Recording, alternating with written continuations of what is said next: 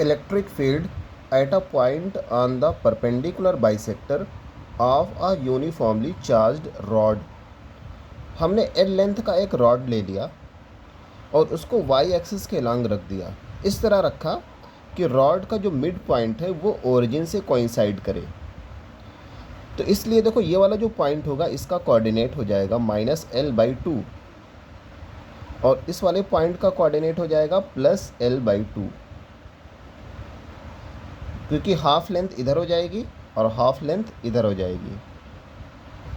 और इस चार्ज को हमने इस रॉड को हमने चार्ज दिया +q और ये +q चार्ज रॉड पे यूनिफॉर्मली डिस्ट्रीब्यूटेड है, ऐसा हमने मान लिया। अब देखो सबसे पहले हम रॉड का एक छोटा सा एलिमेंट dx लेंगे मिड पॉइंट से x डिस्टेंस पर, और हम क्या करेंगे इस dx लेंथ पे चार्ज को फाइंड करेंगे और हम मान लेंगे कि इस dx लेंथ पे चार्ज है dq। तो इस dq चार्ज से पॉइंट P पर इलेक्ट्रिक फील्ड को फाइंड करेंगे और पॉइंट P रॉड के मिड पॉइंट से a डिस्टेंस पर है। तो पहले पॉइंट P पर हम इलेक्ट्रिक फील्ड को फाइंड करेंगे, उसके बाद हम इसी को इंटीग्रेट कर देंगे तो पूरे रॉड से जो यहाँ पर इलेक्ट्रिक फील्ड बनेगी वो इलेक्ट्रिक फील्ड हमें मिल जाएगी।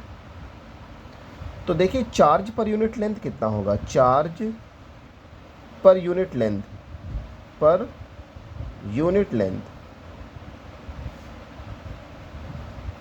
ये हो जाएगा q/l।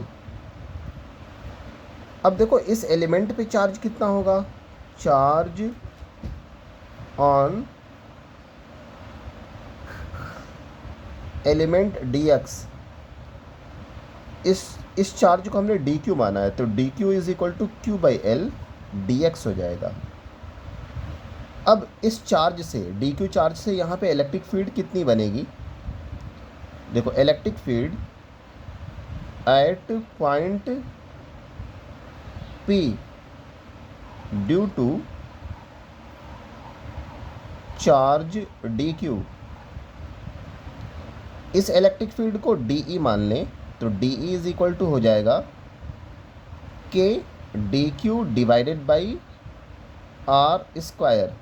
क्योंकि डिस्टेंस r है। और इस इलेक्ट्रिक फील्ड का डायरेक्शन क्या होगा, ये इलेक्ट्रिक फील्ड इधर होगा, अवे फ्रॉम द चार्ज। अब इसके अगर हम कंपोनेंट ब्रेक करें तो एक हॉरिजेंटल कंपोनेंट आएगा और एक वर्टिकल कंपोनेंट आएगा। अगर देखो यहाँ पे एंगल हम थीटा मान लें तो हॉरिजेंटल कंपोनेंट कितना हो जाएगा, हॉरिजेंटल कंपोनेंट हो जाएगा DE cos थीटा और वर्टिकल कंपोनेंट हो जाएगा DE sin थीटा। अब देखो सिमेट्री की वजह से DE sin थीटा तो कैंसिल आउट हो जाएगा, तो सिर्फ हमें DE cos थीटा को इंटीग्रेट करना होगा। DE cos थीटा को इंटीग्रेट करेंगे तो पूरे रॉड से जो यहाँ पे इलेक्ट्रिक फील्ड बनेगी वो इलेक्ट्रिक फील्ड हमें मिल जाएगी, यानी कि electric field at point P due to entire rod, तो E = integral DE cos theta. और यहाँ पे लिमिट क्या पुट करेंगे, -l/2 to +l/2, -l/2 to +l/2। तो ये हो जाएगा, देखो DE की वैल्यू क्या है, DE की वैल्यू है k dq/r², k dq/r² और cos थीटा, देखो cos थीटा की वैल्यू हम इस ट्राइंगल से देखें तो बेस डिवाइडेड बाई हाइपोटेन्यूज, यानी कि a/r हो जाएगा। तो आ गया k dq/r² और इंटू a/r।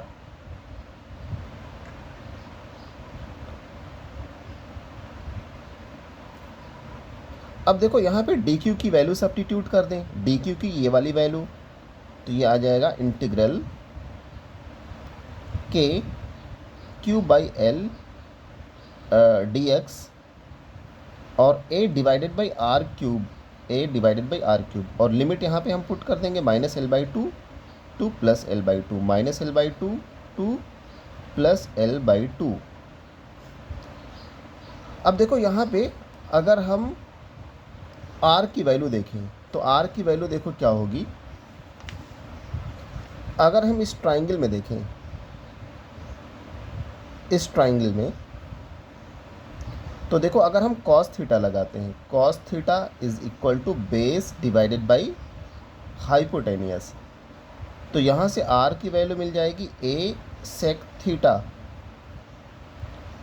और अगर हम tan थीटा लगाते हैं तो tan theta is equal to x divided by a होगा, x डिवाइडेड बाई a।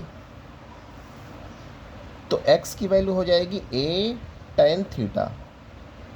अगर हम इस इक्वेशन को थीटा के रिस्पेक्ट में डिफ्रेंशिएट कर दें तो dx divided by D theta equal to a D upon D theta tan theta. तो dx अपॉन डी थीटा की वैल्यू मिल जाएगी, tan थीटा को अगर हम डिफ्रेंशिएट करते हैं तो सेक स्क्वायर थीटा बन जाएगा। तो यहाँ से dx की वैल्यू मिल जाएगी a sec square theta d theta. तो ये देखो, ये जो dx की वैल्यू है ये हम सब्स्टिट्यूट करेंगे और r की वैल्यू सब्स्टिट्यूट करेंगे। ये दोनों वैल्यूज़ यहाँ पे हम सब्स्टिट्यूट कर देंगे तो इलेक्ट्रिक फील्ड का जो फार्मूला होगा, ये देखो ये फार्मूला बन जाएगा E equal to integral k Q by l और A divided by are cube, यानी कि a sec theta, a cube sec cube theta. और dx की वैल्यू क्या है हमारे पास, dx की वैल्यू है a sec square theta d theta. अब इसको और अगर हम सॉल्व करें तो यहाँ पे देखो a स्क्वायर न्यूमरेटर में आएगा और डिनोमिनेटर में a क्यूब है, तो कैंसिल आउट होके डिनोमिनेटर में a आएगा, और सेक स्क्वायर थीटा से sec square theta cancel out होके डिनोमिनेटर में सेक थीटा आ जाएगा। तो e की वैल्यू आ गई integral k Q by L, numerator में आ गया डी थीटा, यानी कि हम लिख सकते हैं 1 divided by a sec theta d theta.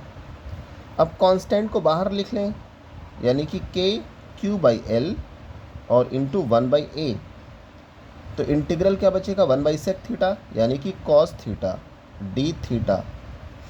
अब कॉस थीटा को इंटीग्रेट करेंगे तो हमें मिलेगा साइन थीटा, यानी कि k Q by L into 1 by A integral sine theta. यहाँ पे इंटीग्रल कॉस थीटा बन जाएगा साइन थीटा। लिमिट पुट करेंगे -l/2 टू प्लस l/2। अब देखो इस ट्राइंगल से अगर हम साइन थीटा देखें तो परपेंडिकुलर डिवाइडेड बाई हाइपोटेनियस आ जाएगा, यानी कि हम यहाँ पे लिख सकते हैं के Q by L into 1 by A, और साइन थीटा की वैल्यू हम लिख सकते हैं x डिवाइडेड बाई आर। और देखो r को हम लिख सकते हैं रूट एक्स स्क्वायर प्लस ए स्क्वायर, एक्स स्क्वायर प्लस ए स्क्वायर, और यहाँ पे पावर हाफ हो गया, और यहाँ पे limit -l/2 two plus l/2। अब देखो हम x की वैल्यू पहले +l/2 पुट करेंगे, उसके बाद -l/2 पुट करेंगे और सिंप्लीफाई कर देंगे। तो इलेक्ट्रिक फील्ड का जो फार्मूला बनेगा ये बन जाएगा, ये फार्मूला बन जाएगा के